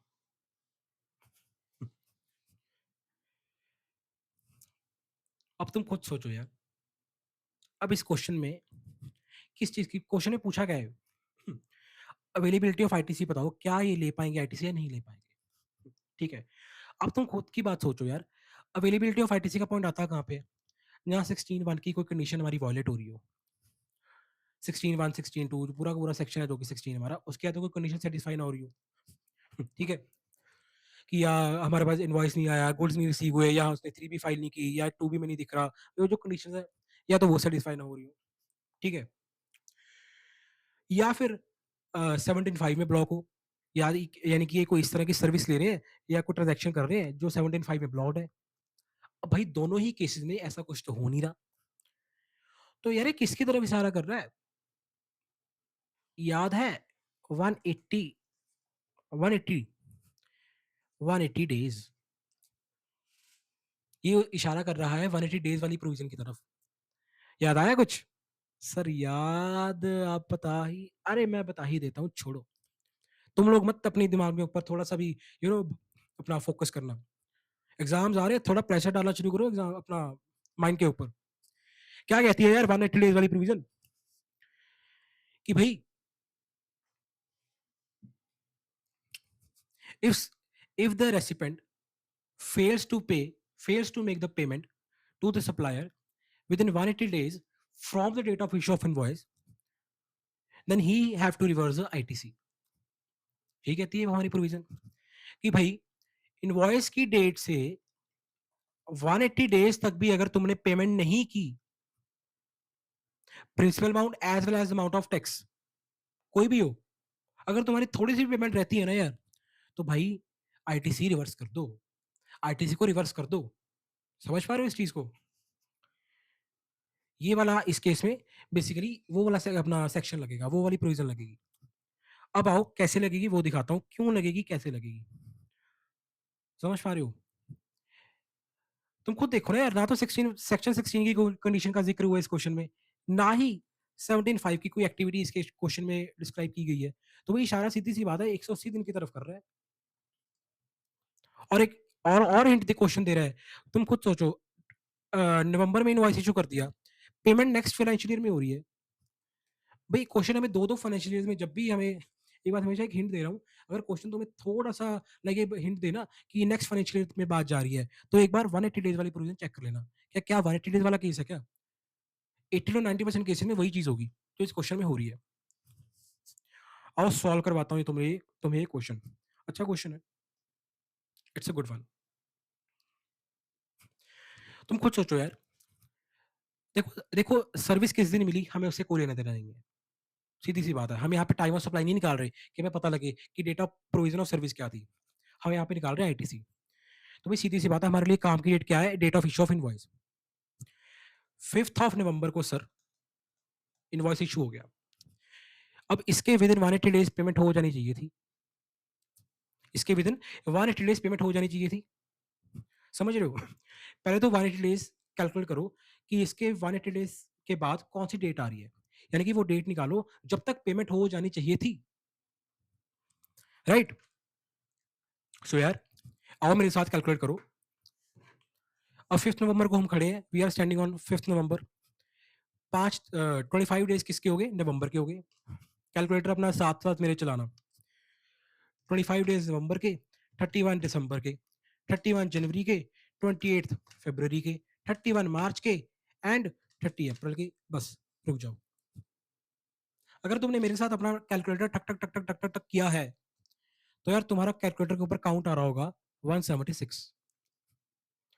यानी कि सर हम चले 5 नवंबर से एंड हम खड़े कहां पे? 30 अप्रैल पे। समझ पा रहे हो? 5 नवंबर से लेके 30 अप्रैल तक कितने डेज हो चुके हैं सर? 176। यानी कि 180 डेज से 4 दिन पीछे। यानी कि हम जा रहे हैं नेक्स्ट मंथ, मई मंथ में, यानी कि भाई +4 करोगे, 4 मई तुम्हारी क्या आती है? Cut off date. 4 मई तुम्हारी क्या आ गई? कट ऑफ डेट आ गई। यानी कि 4 मई तक भाई मेरी बहन पेमेंट हो जानी चाहिए थी। 6 महीने तो तुमने पेमेंट डिले कर दी यार, कमाल कर रहे हो। 6 मंथ्स, आधा साल तुमने पेमेंट नहीं की बंदे को, और तुम कहते हो आईटीसी हम लेंगे। ऐसे कैसे लोगे भाई? तभी तो सेक्शन इंसर्ट किया, तभी तो ये प्रोविजन आई। अब रेसिडेंट करता क्या था? रेसिडेंट बेसिकली करता क्या था? सप्लायर से क्रेडिट ले लेता था। समझ पा रहे हो? अब भाई मेरी बात सुनो, सप्लायर ने जब इनवॉइस इशू किया, सीधी सी बात है, ठीक है? अब उसका तो basically time of supply rise हो गया। यही पढ़ के आए हम टाइम ऑफ सप्लाई वाले चैप्टर में कि ठीक है ना, उसने इनवॉइस इशू किया, ठीक है? जब या गुड्स डिस्पैच की, उसको इनवॉइस इशू करना पड़ेगा। ये तो कहता है हमारा सेक्शन टाइम ऑफ सप्लाई का। उसका तो टाइम ऑफ सप्लाई अक्टूबर में ही आ गया होगा, तुम खुद सोचो, सॉरी नवंबर में, जब उसने इनवॉइस इशू किया तब ही उसका टाइम ऑफ सप्लाई राइज हो गया। भाई उसने तो नवंबर में बेसिकली नवंबर की जब उसने जीएसटीआर 3 भी भरी होगी, अपनी फाइल की होगी रिटर्न, उसको उसने तो टैक्स डिपॉजिट कर दिया गवर्नमेंट को, सीधी सी बात है। बट भाई उसने तो टैक्स तक भी जमा करवा दिया, एक ये 11 लाख के ऊपर जो तुम्हारा ये 18% जीएसटी करके कितना आ जाएगा, 1,98,000 आ जाएगा। उसने तो भाई ये टैक्स भी अपनी तरफ से जमा करवा दिया, और तुम एक महाशय बैठे हो जो 6 मंथ तक उसकी पेमेंट ही नहीं कर रहे। यार उसके तो ये खुद की पॉकेट से चले गए ना यार 1,98,000। तो भाई तभी ये सेक्शन इंसर्ट किया गवर्नमेंट ने कि यार अगर इस तरह की हरकतें रेसिडेंट करेगा तो हम भी एक हरकत करेंगे रेसिडेंट के साथ। जो उसने आईटीसी लिया हुआ है ना इस सर्विस के ऊपर, वो आईटीसी हम उसको रिवर्स करना पड़ेगा, and that too with penalty. समझ पा रहे हो? भाई हमारे क्वेश्चन में यही बताया गया है कि यार 6 जुलाई तक भाई पेमेंट नहीं की कंफर्टेबल वालों ने, करनी चाहिए थी 4 मई तक, कट ऑफ डेट 4 मई आ रही है, यानी कि भैया मई के मंथ में आईटीसी को क्या कर दो, रिवर्स कर दो, that too with penalty. Penalty लगेगी, अलग से लगेगी, आईटीसी रिवर्स होगा, वो तो होगा ही होगा। समझ पा रहे हो? आई होप क्लियर हो गया होगा इसके प्रोविजन के पीछे का लॉजिक, कि क्या लॉजिक है, क्या पर्पस है इस सेक्शन को लाने का। ठीक है, ताकि भाई रेसिपेंट भी थोड़ा कंट्रोल्ड वे में रहे, वो भी टाइमली पेमेंट कर दे सप्लायर को। एंड क्लियर हो गया होगा कि यार कि क्वेश्चन हमसे क्या पूछ रहे हैं। तो भाई इस केस का सीधा से सीधा आंसर क्या हो जाएगा कि भाई आईटीसी अवेल नहीं कर पाएगी, कंफर्टेबल वाले आईटीसी नहीं ले सकते। बट सर हमने ये भी पढ़ा था कि अगर पेमेंट कर दे तो आईटीसी ले सकती है। हाँ, मैंने कब रोका है? मैंने कब रोका है? बिल्कुल सही पढ़ा यार, जो भी तुमने पढ़ा है कि यार जब वो पेमेंट कर देगी इन फ्यूचर, 4th महीने के बाद जब भी वो पेमेंट कर देगी उस मंथ में आईटीसी दोबारा ले लें। बट भैया एक बार तो तुमको रिवर्स करना ही पड़ेगा, and that with penalty. And दोबारा जब पे कर दोगे अमाउंट उनको, ठीक है, जब अपना ड्यूज क्लियर कर दोगे, आईटीसी फिर से ले लेना। यानी कि भाई मई के मंथ में आईटीसी वो रिवर्स करेंगे, एंड जब जुलाई के मंथ में उन्होंने पेमेंट कर दी पूरी की पूरी, जुलाई के मंथ में वो दोबारा आईटीसी ले लेंगे। आई होप ये क्लियर हो गया होगा, इसमें कोई डाउट होना नहीं चाहिए। अब है बात कैलकुलेशन की कि भाई सर कितना अमाउंट ऑफ आईटीसी रिवर्स होगा। ठीक है, अब देखो यार टोटल आईटीसी पहले निकालो, टोटल आईटीसी था कितना जो अवेल कर सकते थे।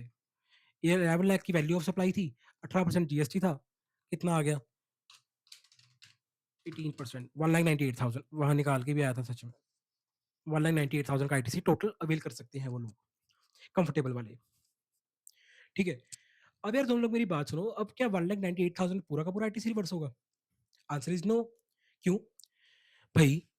4,20,000 की पेमेंट तो वो कर चुके ना यार, 4,20,000 की पेमेंट तो वो ऑलरेडी कर ही चुके।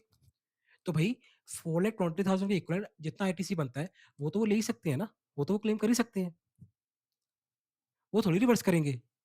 इस पेमेंट के इक्वल जितना आईटीसी है वो ले सकते हैं, वो रिवर्स करने की जरूरत नहीं है, बट बाकी उनको रिवर्स करना पड़ेगा। अब देखो सीधी सी बात है यार, कंफर्टेबल वालों ने जब ये सर्विस ली अक्टूबर के मंथ में, ठीक है, उनके पास इनवॉइस आ गया नवंबर के मंथ में, तो भैया नवंबर के मंथ में उन्होंने क्या किया होगा, अपनी रिटर्न भरते हुए जीएसटीआर 3 भी उन्होंने आईटीसी पूरा का पूरा ले लिया होगा 1,98,000 का। ठीक है, बट उनको रिवर्स करना पड़ेगा क्योंकि उन्होंने पेमेंट नहीं की।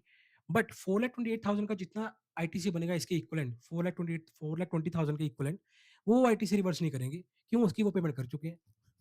अब हमने ये कंपोनेंट निकालना है कि कितना आईटीसी रिवर्स करना बनता है। आई होप क्लियर हो गया होगा कि पूरा का पूरा आईटीसी हम क्यों रिवर्स नहीं कर रहे। अब देखो 4,20,000 के इक्वलेंट आईटीसी निकालेंगे, कितना आईटीसी बनता है, कैसे निकालेंगे? टैक्स का रेट कितना है? 18%, डिवाइड बाई 118 इंटू 8, चलाओ अपना ब्रह्मास्त्र, तुम्हारा हथियार, तुम्हारा साथी कैलकुलेटर, विच कम्स टू 64,067। रुको, यानी कि भाई इतना आईटीसी वो रिवर्स नहीं करेंगे। ठीक है, सो रिवर्स कितना करना बनता है फिर, कितना रिवर्स करेंगे? 1,98,000 माइनस 64,067, विच कम्स टू 133,933। एक सेकेंड, दोबारा चेक कर लेते हैं 64067। जी हाँ, हमारा आंसर आ जाएगा 1,33,933। इतनी अमाउंट का आईटीसी वो क्या करेंगे, रिवर्स करेंगे। ठीक है, आई होप ये क्वेश्चन भी तुम्हारा हो गया होगा क्लियर। आंसर सर, हाँ हाँ भाई, हाँ हाँ, आंसर ही चेक करवा रहा हूँ यार। तुम लोगों को भरोसा अब तक नहीं हुआ, बताओ। इतने क्वेश्चन कर लिए, इतने चैप्टर्स करवा दिए, अब तक भी तुम लोगों का भाई भरोसा नहीं जीत पाया मैं, पता नहीं क्यों। लो भाई, यही आंसर आया हमारा तो, 1,33,933 आया। 1 रुपया सर आपका, अरे भाई मेरे राउंडिंग ऑफ छोड़ दो, जान लोगे क्या मेरी। 1 रुपये का डिफरेंस है भाई, राउंडिंग ऑफ है। I hope this question is done, खत्म। चलते हैं नेक्स्ट क्वेश्चन की तरफ, जो है क्वेश्चन नंबर 18। आओ देखें।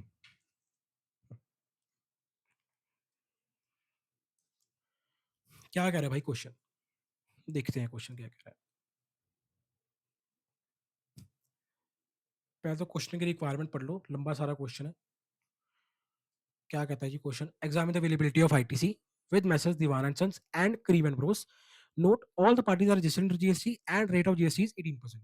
ठीक है भाई, ये कोई दो पार्टीज होगी क्वेश्चन में, देखते हैं Diwan and sons and Kareem and bros. ठीक है, बेसिकली अवेलेबिलिटी ऑफ आईटीसी निकालनी है कि यार क्या ये आईटीसी ले पाएंगे या नहीं ले पाएंगे। देखते हैं भाई क्या ऐसा ट्रांजेक्शन है जिनके रिगार्डिंग क्वेश्चन हमसे एडवाइस मांग रहे हैं। Diwan and Sons of New Delhi has placed an order of 250 kg of plastic granules at the rate 50 rupees per kg exclusive of GST on Messrs Cream and Bros। दीवान जी ने, भैया दिल्ली के दीवान जी ने,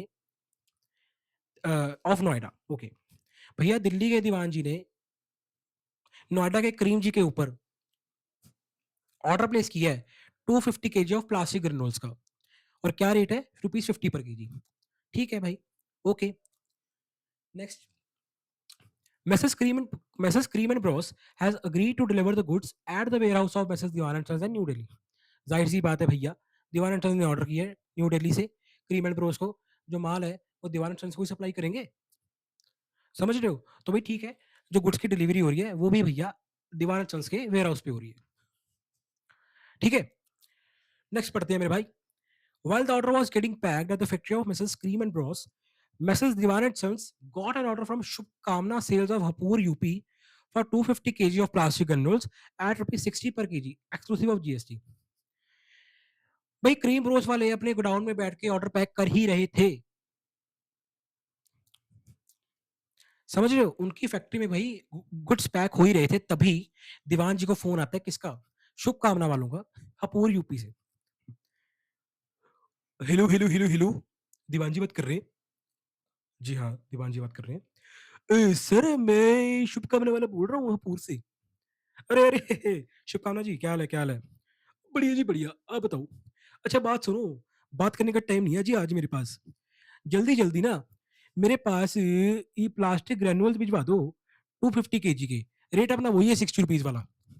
अरे क्या बात कर दी सर, कोई इश्यू नहीं है, अभी भिजवा देते हैं आपके गोडाउन में माल, क्या बात कर दी। ओ हाँ जी ठीक है, चलो ठीक है जी।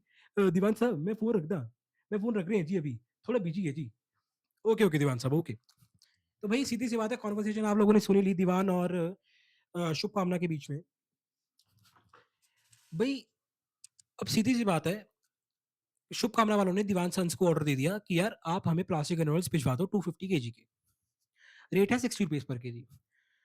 अब सीधी सी बात है यार, क्वेश्चन इशारा कर रहा है बिल्टू शिफ्टो की तरफ। इतने लाइक 4 to 5 लाइन से पढ़ के हमें इंडिकेशन मिल चुकी है किसकी, बिल्टू शिफ्टो की, कि भाई सीधी सी बात है, खुद देखो आगे क्या कहेगा question. In order to save transportation cost, Diwan and Sons asked Messrs. Cream and Bros to directly deliver the granules to Shubkamna Sales at its ground located in Hapur। अब भाई सीधी सी बात है, बिल्टू शिफ्टो का पर्पस होता क्या है, बिल्टू शिफ्टो का पर्पस मेरे भाई यही तो होता है, क्या, टाइम एंड कॉस्ट को सेव करना, सीधी सी बात है, टाइम एंड कॉस्ट को सेव करना। ये रहा नोएडा, ये रहा दिल्ली, ये रहा नीचे यूपी। ठीक है, अब भाई कहाँ दिल्ली के करीम ब्रोस दीवान एंड सन्स को, सॉरी एक मिनट रुको, अब भाई पहले तो नोएडा से दिल्ली ये सामान भिजवाते करीम वाले, जो अपनी फर्स्ट ट्रांजैक्शन हो रही थी इस पैराग्राफ पे। फिर भाई दिल्ली से दीवान वाले माल भिजवाते किसको? शुभकामना वालों को। अब 2-2 बार भैया क्या हो रहा है? 2-2 बार क्या हो रहा है भाई मेरे? ट्रांसपोर्टेशन लग रही है। पहले यहाँ से यहाँ, फिर यहाँ से यहाँ। खर्चा हो रहा है ट्रांसपोर्टेशन का। तो भाई दीवान वाले कहते कि यार मैंने अपने पास कौन-सा इसको रखना है, तिजोरी में रखना है इसको। मैंने तो भी आगे फर्दर सप्लाई करनी थी इसकी। तो यार ऐसा करो, मेरे पास ऑर्डर आ ही चुका, तो यार करीम ऐसा कर मेरे भाई, तू ही एक मिनट, ये क्या हो गया? रुको। कि भाई करीम, तू क्या कर, तू ही नोएडा से सीधा यूपी माल भिजवा दे, शुभकामना वाले के, ताकि एक ही बार ट्रांसपोर्टेशन का खर्चा लगे, बार-बार की जगह। समझ गए? यही बिल्ड टू शिप टू का पर्पस था हमारा। तो भाई सीधी सी बात है, क्वेश्चन पूछ रहा है क्या हम आईटीसी ले पाएंगे? जी हाँ, बिल्कुल ले पाएंगे। मैंने ऊपर क्वेश्चन में डिस्कस किया तो था ये point, build to ship to वाला बीटीएसटी का। भाई बीटीएसटी के केस में ऑल दो आपके पास पोजेशन ऑफ गुड्स नहीं है, आपके पास अगला इनवॉइस इशू होगा। अब इस केस में यही तो हो रहा है, करीम वाले भाई इनवॉइस इशू करेंगे किसको? दीवान एंड सन्स को। बट डिलीवरी किसको हो रही है गुड्स की? शुभकामना वालों को। But still it's a genuine case and section 16 हमें अलाउ करता है।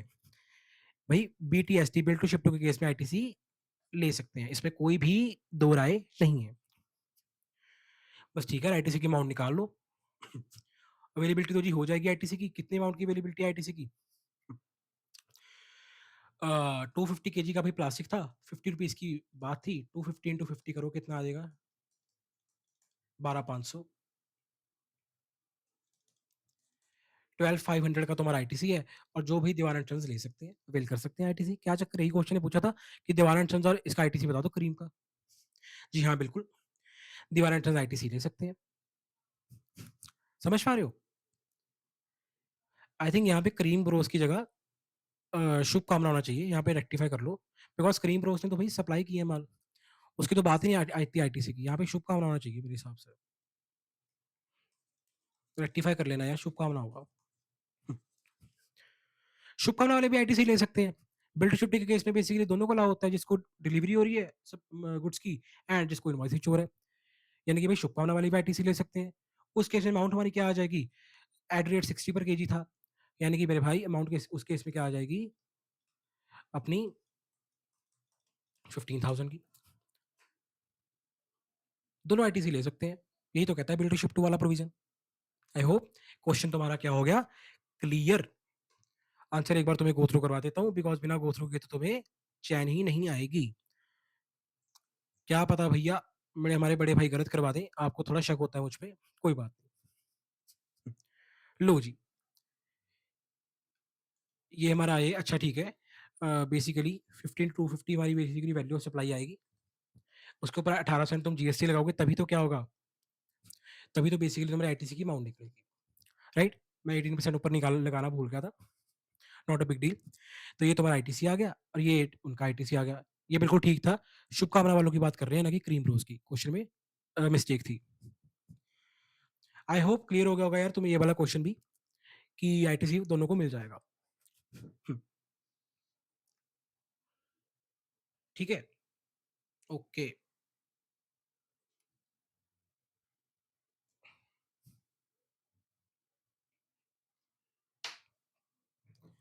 चलते हैं अपने नेक्स्ट क्वेश्चन की तरफ। Last question guys, last question, question number 19। यार लास्ट क्वेश्चन पे इसी बात पे एक और कमेंट तो होना बनता है, एक सेलिब्रेशन का कमेंट तो होना बनता है यार, कि यार अब ये चैप्टर हमें इजी लग रहा है। अब तो इजी लगने लग गया होगा यार, आई होप। अब तो लास्ट क्वेश्चन भी होगा, अब तो इजी लगने लग गया होगा। मैंने एक एक चीज समझाई है, कि लॉजिक समझाया, कि कंसेप्ट समझाया तुम लोगों को यार। समझ पा रहे हो? चलो लास्ट क्वेश्चन देखते हैं क्या है।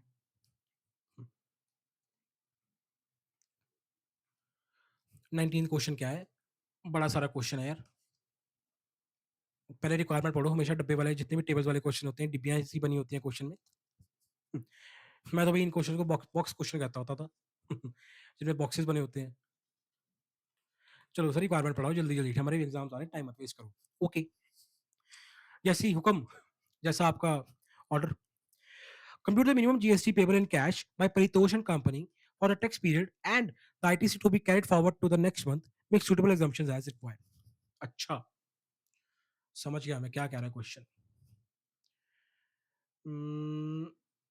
भाई ये जो तुम्हारा क्वेश्चन है ना, ये तुम्हारा क्वेश्चन है पेमेंट ऑफ टैक्स का। चैप्टर है ना तुम्हारे स्टडी मैन में, पेमेंट ऑफ टैक्स, ये उसका क्वेश्चन है। आईटीसी में भी डिस्कशन हुई है पेमेंट ऑफ टैक्स की, तो इसमें भी क्वेश्चन आ गया ये। चलो, सोच रहा हूँ यार, पेमेंट ऑफ टैक्स के साथ करवाऊँ या इसी वीडियो में इस क्वेश्चन को खत्म करवा दूँ। चलो यार, आईटीसी को क्लोज करना ही है, तो इसी वीडियो में इस क्वेश्चन को भी मैं करवा ही देता हूँ। All the it's question of payment of tax, कोई बात नहीं। आओ देखते हैं यार इस क्वेश्चन को कैसे करना है। भाई हमें निकालना है मिनिमम जीएसटी पेबल, कम से कम जीएसटी निकालना है कि भाई हमारे क्लाइंट को इस तरह का कोई तुम बेसिकली एडजस्टमेंट निकालो ताकि हमारे क्लाइंट को मिनिमम जीएसटी पेबल करना पड़े, कम से कम जीएसटी देना पड़े कैश में। अभी सीधी सी बात है, देखो होता क्या है, जीएसटी पेमेंट का क्या सीन होता है। जीएसटी बेसिकली, जीएसटी का ये जो साइकिल है ये काम कैसे करता है। तुम कलेक्ट करते हो कस्टमर से क्या, आउटपुट टैक्स। तुम अपने वेंडर को क्या करते हो, जहां जिससे परचेज करते हो माल, उसको क्या पे करते हो, इनपुट टैक्स। भाई कस्टमर से क्या किया, कलेक्ट, आउटपुट टैक्स। अपने वेंडर को क्या पे किया, इनपुट टैक्स। ठीक है, कलेक्ट 90,000 किया, इनपुट टैक्स पे कितना कर चुके हो, लेट्स सपोज 40,000। अब पे करना कितना पड़ेगा और 50,000, कहाँ, कैश में। यही तो है बेसिक साइकिल ऑफ जीएसटी, यही तो है। कस्टमर से लेते हैं, वेंडर को पे करते हैं, दोनों का जो नेट ऑफ करके हम क्या करते हैं, अपनी लायबिलिटी को मंथली पेमेंट करते हैं गवर्नमेंट को टैक्स की कैश में। ठीक है, और अगर हमारे पास केस क्या होता है, इनपुट टैक्स हमारे पास पड़ा होता है सपोज 80,000 का, और हमारी आउटपुट टैक्स की लायबिलिटी कितनी होती है, 50 की, तो भैया तुम्हारे पास कैश में क्या लायबिलिटी आ जाती है, 0, और तुम्हारे पास बैलेंस कैरी फॉरवर्ड हो जाता है नेक्स्ट मंथ के लिए 30,000 का। आई होप ये बहुत बेसिक है, ये तुम लोगों को क्लियर होगा। ठीक है, मैं इसको ज्यादा एक्सप्लेन नहीं करूंगा, ये बिल्कुल ही बेसिक्स है। और चलते हैं अपने क्वेश्चन की तरफ। अब भाई हमारा क्वेश्चन क्या कह रहा है, ये डिटेल है किसकी, it has made the following output taxable supplies. भाई ये जो डिटेल है ये किसकी, आउटपुट टैक्सेबल सप्लाईज, कि भाई उसने क्या क्या सेल किया, आउटपुट टैक्सेबल सप्लाईज क्या क्या किए इस टैक्स पीरियड में। भाई यानी कि इस केस में इस इन ट्रांजेक्शन से तुम क्या निकाल पाओगे, आउटपुट लायबिलिटी, राइट। तो हम कैलकुलेट करेंगे, has also furnished the following information, एक मिनट,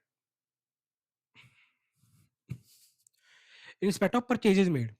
यानी कि भाई क्वेश्चन ने तुमको क्या डिटेल दे दी, इनपुट टैक्स की डिटेल दे दी। इन इससे हम क्या निकालेंगे, जीएसटी का रेट लगा के, इनपुट टैक्स। ओपनिंग बैलेंस भी है क्वेश्चन तुम्हें दे रहे हैं, ये तुम्हारे पास आईटीसी के ओपनिंग बैलेंसेस आ रहे हैं, ये तुम्हें क्वेश्चन ने क्या किया, रेट दे दिए। इनवर्ड आउटवर्ड सप्लाईज क्या है, एक्सक्लूसिव ऑफ टैक्सेस है, यानी कि भाई तुम्हें रेट लगा के कैलकुलेट करना पड़ेगा जीएसटी का अमाउंट, यानी कि भैया ये सब वैल्यू है, टैक्स इनमें टैक्स की अमाउंट इंक्लूडेड नहीं है। ठीक है, आओ फिर देखते हैं क्वेश्चन को करते हैं सॉल्व, किस तरह क्वेश्चन को सॉल्व करेंगे, आओ देखते हैं। अब तुम लोग मेरी बात सुनो, मैं यहीं पे देखो, रफ में ही करवा देता हूँ क्वेश्चन को सॉल्व ना, अलग शीट पे ऊपर। ये कॉलम बनाओ 3, पर्टिकुलर्स लिखना चाहो लिख सकते हो।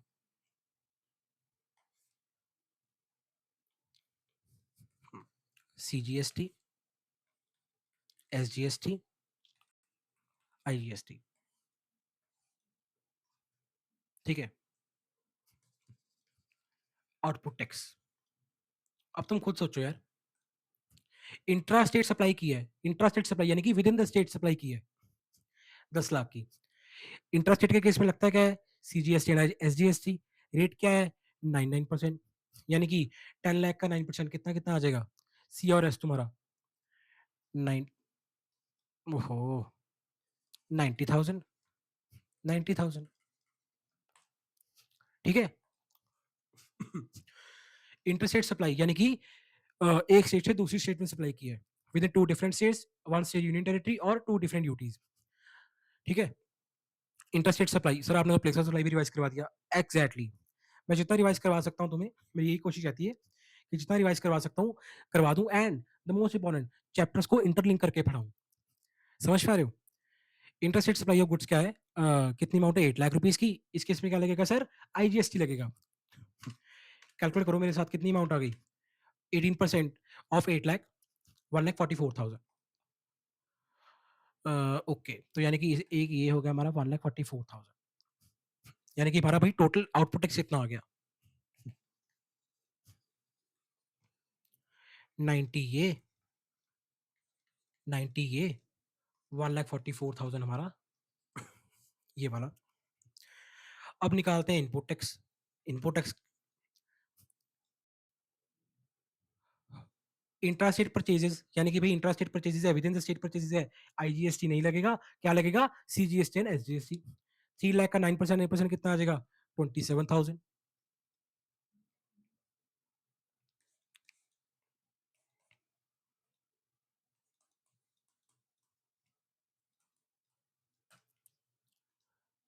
उसके बाद क्या कह रहे हैं? इंटरस्टेट परचेजेस, यानी कि भाई इस केस में क्या लगेगा? आईजीएसटी लगेगा। इसका 18% निकालो, कितना आ गया? 45,000।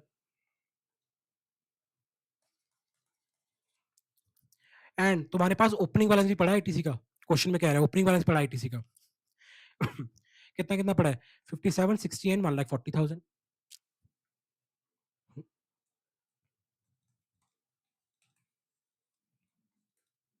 एक सेकंड। 57, 60, इसका कितना था? 1,40,000। अच्छा, ठीक है। तुम्हारे पास टोटल इनपुट कितना आ गया? टोटल आईटीसी कितना आ गया? ये कितना आ गया तुम्हारा? 84,000। इनका टोटल आ गया तुम्हारा 87,000। इसका टोटल तुम्हारा आ गया 1,85,000। ठीक है। अब भाई तुम लोग एक बनाओ समरी। आउटपुट कितना पड़ा है?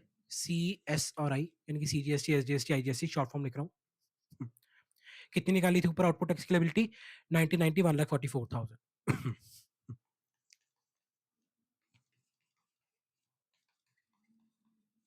इनपुट कितना है तुम्हारा? 86,000 आया था इसका, आई थिंक 84 आया था। अच्छा, उसका 87 आया था।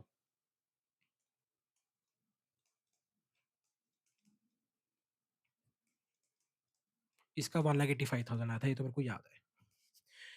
ठीक है गाइस, यहाँ तक तो बेसिकली थोड़ा क्लैरिकल सा काम ही था। अब यहाँ समझने वाली बात है जो मैं आगे बताने जा रहा हूँ।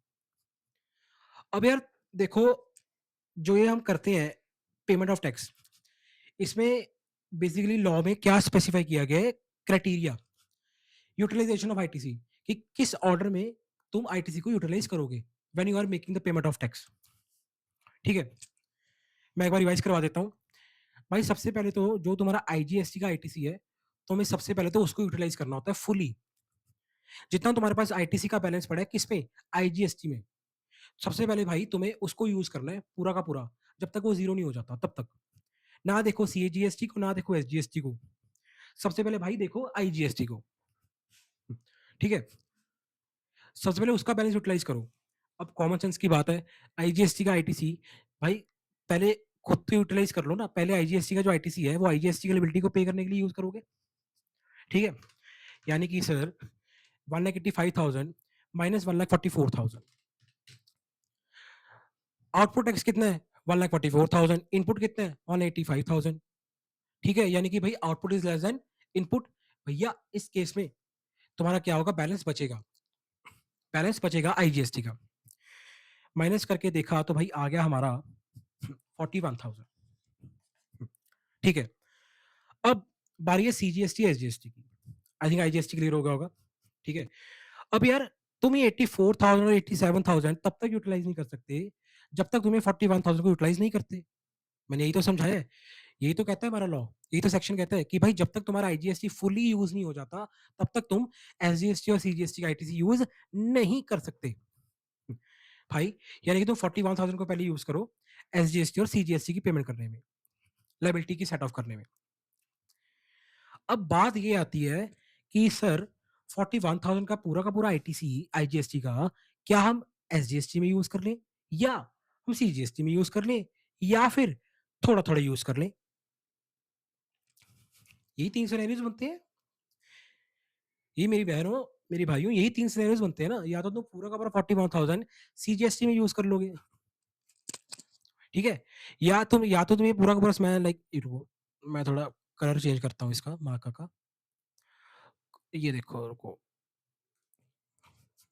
या तो तुम ये पूरा का पूरा 41,000 जो है, या तो तुम इसको इसकी सीजीएसटी में यूज कर लोगे पूरा का पूरा, या तुम इसमें यूज कर सकते हो एसजीएसटी में, या फिर थोड़ा थोड़ा यूज कर लो, कुछ पार्ट इसमें कुछ पार्ट इसमें, ठीक है। तो भाई अब मेरी एक बात सुनो ध्यान से, अब ये किस तरह पता लगेगा कि थोड़ा थोड़ा करना है, पूरा पूरा करना है, या क्या करना है?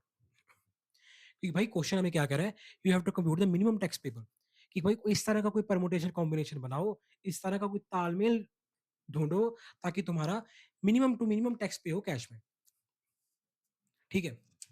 अब तुम लोग सुनो मेरी एक बात, सीजीएसटी का तुम्हारे पास आईटीसी कितना पड़ा है, 84,000, और टैक्स की लायबिलिटी कितनी है, 90,000, यानी कि डेफिसिट कितना है तुम्हारे पास आईटीसी सीजीएसटी का, 6,000 का, समझ गए। एसजीएसटी की बात करो, एसजीएसटी की लायबिलिटी कितनी है, 90,000 की, आईटीसी कितना पड़ा एसजीएसटी का खुद का, 87,000 का, डेफिशिएंसी कितनी है, 3,000 की। भाई सबसे पहले यानी कि ये जो डेफिशिएंसी है ना, इसको तुम लोग पूरा करो आईटीसी से, यानी कि जी ये जो 41,000 का आईटीसी है ना सर, 6,000 जो आईटीसी है, एक तो मैं आईजीएसटी 6,000 यहाँ पे यूज करूंगा, आईजीएसटी का आईटीसी मेरे को अलग मार्कर से लिख देता हूँ ताकि तुम्हें कंफ्यूजन ना हो। देखो एक तो मैं 6,000 यूज करूंगा 41,000 में से, एक 3,000 सीजीएसटी में यूज करूंगा, समझ गए, ताकि भाई मेरी टैक्स में लायबिलिटी ना निकले। और तुम खुद सोचो तुम्हारी टैक्स में लायबिलिटी क्या आएगी, अब सॉरी, तुम्हें जीएसटी पे करना पड़ेगा क्या कैश में, नहीं करना पड़ेगा, क्यों, 84,000 का आईटीसी तो तुम यहाँ पूरा का पूरा यूटिलाइज कर लोगे, 87 का यहाँ यूटिलाइज कर लोगे। डेफिशिएंसी कितनी थी, यहाँ पे 6,000 की, यहाँ पे 3,000 की, वो तुमने कहाँ से डेफिशिएंसी को पूरा करवा लिया, आईजीएसटी के आईटीसी से, यानी कि भाई तुम्हारी पूरी की पूरी लायबिलिटी आईटीसी से ही सेट ऑफ हो गई, तुम्हारा पेबल क्या बनेगा, जीरो। समझ पा रहे हो इस चीज को, जो डेफिशिएंसी थी 6,000 और 3,000 की, हमने क्या किया, आईजीएसटी को यूटिलाइज कर लिया। अब तुम्हारे पास ये 6,000 यहाँ पे कर लिया, 3,000 यहाँ पे कर लिया, आईटीसी का कितना बैलेंस रह गया आईजीएसटी में, 6 + 3 9, 41,000 माइनस 9,000 कितना रह गया, 32,000। सर ये क्या पूरा पूरा यूटिलाइज कर लिया, लाइक अब तो हमारे पास लायबिलिटी भी हमारी कैश में कोई बन के नहीं आ रही, जीरो लायबिलिटी आ रही है हमारी कैश में पे करने वाली, स्टिल 32,000 का हमारे पास आईटीसी पड़ा है। तो भाई रूल्स आर रूल्स, आईटीसी जब तक आईजीएसटी का खत्म नहीं होता तब तक तुम किसी और आईटीसी को सेट ऑफ नहीं कर सकते। अब बात है कि अब क्या करें, अब तो मेरी बात सुनो ना, देखो अब तो कोई डेफिशिएंसी नहीं है, ना सी की ना एस की, तो भाई क्यों भेदभाव कर रहे हो सीजीएसटी एसजीएसटी में। 32 का 32 क्या करो, 1:1 इक्वली डिवाइड कर दो, दोनों में इक्वली डिवाइड कर दो, यानी कि भाई 16,000 तू रख ले, 16,000 ही मैं रख लेता हूँ, सीधी सी बात है। देखो अगर मेरी बात सुनो ना, अगर डेफिशिएंसी किसी में ज्यादा होती, सपोज अगर यहाँ पे 6,000 ना होता, अगर यहाँ पे 10,000 की डेफिशिएंसी होती, तो जाहिर सी बात है हम यहाँ पे 10,000 लिखते, सीधी सी बात है। अब डेफिशिएंसी तो हमने पूरी की पूरी सेटिस्फाई करवा ली, अब सीधी सी बात है किसी को जरूरत थोड़ी ना है, अब अब देखा जाए तो सीजीएसटी और एसजीएसटी को आईटीसी की जरूरत नहीं है, आईजीएसटी की, उनके पास खुद के पास ही इतना इतना आईटीसी पड़े, 84,000 का, 87,000 का, but rules are rules, rules के हिसाब से भैया उनको आईजीएसटी की मदद लेनी पड़ेगी, आईजीएसटी के हिसाब से उनको आईटीसी पहले आईजीएसटी का आईटीसी उनको यूज करना पड़ेगा। अब किस प्रमोशन में करें यार, सीधी सी बात है, कोई डेफिशिएंसी तो है नहीं, दोनों को इक्वली इक्वली बांट लो ना यार, सीजीएसटी एसजीएसटी में बराबर बांट लो, हिस्सेदारी तो भाई बराबर की रखो, जब रेट सेम सेम लगते हैं, 9% एसजीएसटी 9% सीजीएसटी, जब रेट तुम्हारा सेम सेम होता है तो भैया बंटवारा तो भी सेम सेम होना चाहिए ना यार, तो 16-16 के रेशियो में इसको इक्वली हम डिवाइड कर देंगे, यानी कि टोटल आईटीसी कितना आ गया, आईजीएसटी का यूटिलाइज हुआ है 22,000, इस केस में 19,000, यानी कि भाई मेरे 22,000 का आईटीसी आईजीएसटी का हम यूज़ कर रहे हैं किसमें, सीजीएसटी की पेमेंट करने में, एंड 19,000 का आईटीसी किसका, आईजीएसटी का, हम यूज़ कर रहे हैं किसकी पेमेंट करने के लिए, एसजीएसटी की पेमेंट करने के लिए। अगर मैं समराइज़ करना चाहूँ, तो भाई 90,000 की लायबिलिटी थी, उसमें से 22,000 तो तुम यूज़ करोगे आईटीसी, आईजीएसटी का। हुँ। रह गया पीछे 68,000। अब तुम्हारे पास ऑलरेडी 84,000 का इनपुट पड़ा है, माइनस कर दो 84,000, व्हिच कम्स टू 16,000। यानी कि भाई तुम्हारे पास 16,000 का क्या रह गया, balance to be brought forward या कैरी फॉरवर्ड। बच गया ना बैलेंस, कुछ नहीं किया, जनरल माइनस किया। अब सिमिलर स्टेप्स अपने एसजीएसटी के ऊपर लगा दो। भाई 90,000 की लायबिलिटी थी, 19,000 का पहले आईटीसी यूटिलाइज करोगे आईजीएसटी का, 90,000 माइनस 19,000 कितना आ गया जी, 71,000। हमारे पास कितना पड़ा ऑलरेडी आईटीसी, 87,000 का, माइनस 87,000, कितना आईटीसी हम कैरी फॉरवर्ड करेंगे एसजीएसटी का, 16,000 का। यानी कि जी टोटल सर आईटीसी, क्वेश्चन यही पूछा था ना, क्वेश्चन ने क्या पूछा, दो चीजें पूछी थी क्वेश्चन ने, एक तो भैया बता दो minimum GST payable in cash कितना होगा, वो तो जीरो है। क्यों, हमने इस तरह का तालमेल बिठाया, हमने इस तरह कॉम्बिनेशन यूज किया कि भैया हमारा आईटीसी जो है वो क्या हो, जीरो, मिनिमम टू मिनिमम। और जीरो से मिनिमम थोड़ी ना कुछ होगा भाई, नेगेटिव में थोड़ी ना जाओगी यार। जीरो हमारा टैक्स में कैश पे होगा, सॉरी जीरो हमारा, हाँ जीरो हमारा बेसिकली लायबिलिटी बन गई कैश में पे करने वाली। और एक कहा था क्वेश्चन ने निकाल दो कैरी फॉरवर्ड कितना होगा आईटीसी, ये 16,000 के क्या हो गए, कैरी फॉरवर्ड हो जाएंगे।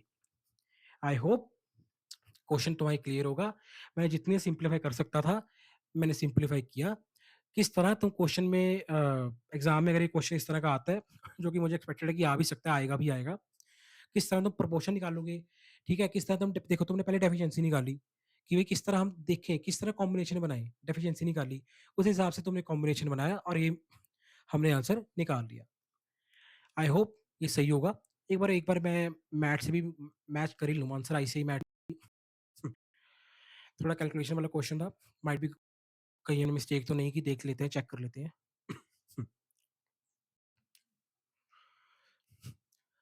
ये आंसर है हमारा, ये लो, क्या बात है, बिल्कुल सही किया हमने। Minimum GST paper in cash कितना है, नील, जीरो, हमने भी जीरो निकाला था। बैलेंस फॉरवर्ड कितना है, 16 इसका, 16 एसडीएसटी का, टोटल 32, यही मेरे भाई हमने भी निकाला है, ये देखो, यही तो हमने निकाला था टोटल। आई होप क्वेश्चन तुम्हें ये भी हो गया होगा क्लियर। मेरे भाई मेरी बहनों, इसी के साथ तुम्हारा ये मोस्ट वेटेड चैप्टर, तुम्हारा ये डिफिकल्ट लगने वाला चैप्टर आईटीसी जिसका है नाम, क्या होता है, खत्म, टाटा, बाय बाय। ए मैं नहीं जा रहा अभी, रुको रुको, मैं नहीं जा रहा अभी, चैप्टर बाय बाय करके है, मैं नहीं अभी बाय बाय कर रहा, सुनो 2 मिनट मेरी बातें। तो मेरे भाइयों मेरी बहनों, इसी के साथ हमारा चैप्टर क्या होता है, खत्म।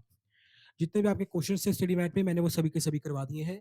सर इलस्ट्रेशन भी करवा देते, इलस्ट्रेशन मैंने देखी थी, बट इलस्ट्रेशन मेरे को इस तरह की यूनिक नहीं लगी यार, कि जो मेरे को डिस्कस करनी चाहिए। इनफैक्ट अब इलस्ट्रेशन तुम लोग खुद करो, पहले मेरी वीडियो देखो क्वेश्चंस की, तुम्हें आइडिया मिलेगा, तुम्हें कंसेप्ट क्लियर होंगे, लॉजिक्स क्लियर होंगे, तुम्हें पता लगेगा कि यार हाँ किस तरह प्रेजेंट करना है पेपर में, ठीक है, अंडरस्टैंडिंग मिलेगी। उसके बाद क्या करना, इलस्ट्रेशन में जाना और इलस्ट्रेशन को सॉल्व करना। इलस्ट्रेशन बिल्कुल सिमिलर है जो मैंने टेस्ट एंड नॉलेज के क्वेश्चंस में डिस्कस करवाए हैं, तुम्हें कोई डाउट नहीं आना चाहिए। बट स्टिल अगर तुम्हें डाउट आता है किसी ना किसी इलस्ट्रेशन में, तो कमेंट सेक्शन किस लिए है, कमेंट सेक्शन में मुझे पिंग कर देना, मेरे को बस एक बार बता देना कमेंट सेक्शन में कि सर हमें डाउट है, प्लीज हमारे बड़े भाइयों ये इलस्ट्रेशन भी डिस्कस करवा दो, और तुम्हारा बड़ा भाई वो भी करवा देगा, वो भी करवा दूंगा मैं। बट एक प्रॉमिस जरूर करो मेरे साथ यार, अब इतनी मेहनत लगी है यार, मेरा लाइक गला भी ठीक नहीं है, आवाज से तुम्हें लग भी रहा होगा, स्टिल लाइक मैंने इतनी मैं रिकॉर्ड कर रहा हूँ, 1.25 घंटा हो चुका होगा आई थिंक, ठीक है, इससे पहले पार्ट 1 रिकॉर्ड किया, उससे पहले सभी चैप्टर्स रिकॉर्ड किए, इतनी एफर्ट्स लग रही है यार, इतना लाइक खुद मैं मेहनत कर रहा हूँ तुम्हारे लिए, तो यार मेरे लिए एक लाइक, एक सब्सक्राइब और एक कमेंट तो बनता है ना यार। तुम लोग एक कमेंट नहीं कर रहे हो यार वीडियो पे, ये बहुत गलत बात कर रहे हो तुम लोग, समझ रहे हो। मैं वीडियो की स्टार्टिंग में नहीं कहता हूँ लाइक शेयर करो कमेंट करो, किसी भी बंदे की वीडियो देख लो यार, तुम लोग सब बंदे स्टार्टिंग में यही कहते हैं कि लाइक करो शेयर करो कमेंट करो सब्सक्राइब करो वीडियो के स्टार्टिंग में, भाई मैं तो वही नहीं कह रहा, क्योंकि मेरा मोटिव होता है पहले तो मैं कॉन्सेप्ट कवर करवाऊँ। तुम्हारे लिए कॉन्सेप्ट कवर करवाऊँ, तुम्हारे क्वेश्चन जल्दी-जल्दी कवर करवा दूँ, तुम्हें लॉजिक्स बता दूँ। एंड में कहता हूँ कि यार लाइक तो बनता है ना यार। भाई मेरे कमेंट करो, लाइक करो, सब्सक्राइब करना चैनल को, शेयर भी करो मेरे चैनल को, इस वीडियो को उन सभी बच्चों के साथ जिनकी भी एग्जाम ड्यू है नेक्स्ट मंथ, ताकि भाई वो भी इन वीडियोस को यूटिलाइज कर सकें एंड अपनी स्टडी इफेक्टिवली और अच्छी तरह कर सकें। खुद का भला मत करो, सबका भला करो। सबका साथ, सबका विकास। समझ पा रहे हो? सबका भला करो और थोड़ा बहुत भला मेरा भी कर दो यार, कमेंट डाल के। कमेंट में प्लीज बताओ तुम्हें किस तरह का लगा, तुम्हें कैसा लग रहा है, मजा आ रहा है, नहीं आ रहा है, एटलीस्ट बताओ तो सही ना यार। तुम लोग यही लिख दोगे ना, तुम लोग बता दोगे कि तुम्हें कैसा लग रहा है, मेरे लिए वही बहुत बड़ी मोटिवेशन हो जाएगी, ताकि मैं तुम्हारे लिए आने वाले वीडियोस भी रिकॉर्ड करूँ। समझ रहे हो? मेरे को भी मोटिवेशन हो, आरटीपी पढ़ा है, एमटीपी पढ़ा है करवाने वाला, एमसीक्यू केस सिनेरियोस पढ़े हैं डिस्कस करने वाले, इतना कुछ पढ़ा है। पर मेरे को भी जब मोटिवेशन नहीं मिलेगी यार तो मैं क्यों करवाऊंगा? तुम खुद सोचो। थोड़ी मोटिवेशन तो यार मैं भी डिजर्व करता हूँ। सीधी सी बात है यार, थोड़ी मोटिवेशन तो मैं भी डिजर्व करता हूँ यार। ऐसा तो मत करो ना यार। प्लीज लाइक तो कर दो ना यार, प्लीज कमेंट तो करके जाओ ना यार, प्लीज सब्सक्राइब तो करके जाओ ना यार, प्लीज। और कितनी रिक्वेस्ट करूं मेरे भाई तुमसे?